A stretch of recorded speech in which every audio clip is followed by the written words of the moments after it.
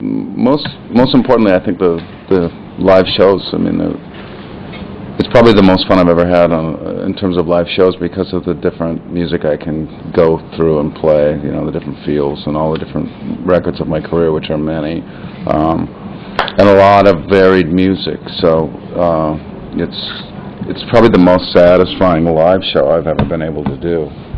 Well, there's different musicians on the record than the ones I'm on tour with. So really it had to do with who I thought would play the best for the songs written for the record, and then who I thought could go out on tour for a long time and be able to play the music that's on this record as well as everything from my past, going all the way back to, you know, the late 80s.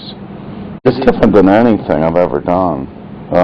The songs, when I do them with this band, are different than they were when I did them with Soundgarden or Audioslave.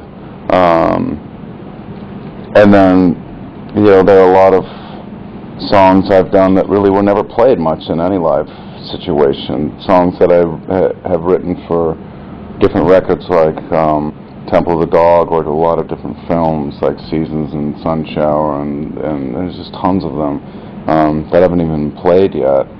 And also there are songs written for the last Soundgarden record that were never played, and other Soundgarden songs that were never played, and it feels great to finally be able to actually become sort of acquainted with those songs in a different way, to not play like Burden in My Hand or Pretty News too many times live, and now I get to do them all the time. It's like, you know, I wrote those songs and never really got to transform them in a live situation, because songs change when you perform them.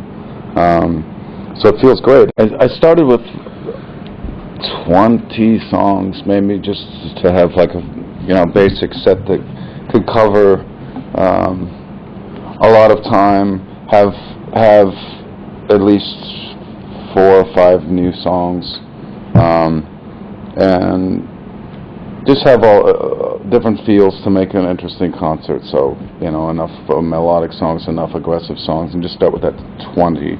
And then after that, I would just be driving down the street in the car and think, oh, I'd like to do that song, and then I would write that down, and, you know, and just started learning songs, 2 here, 2 there, whatever I think of, just that I haven't done in a while, and I've still been doing that even now.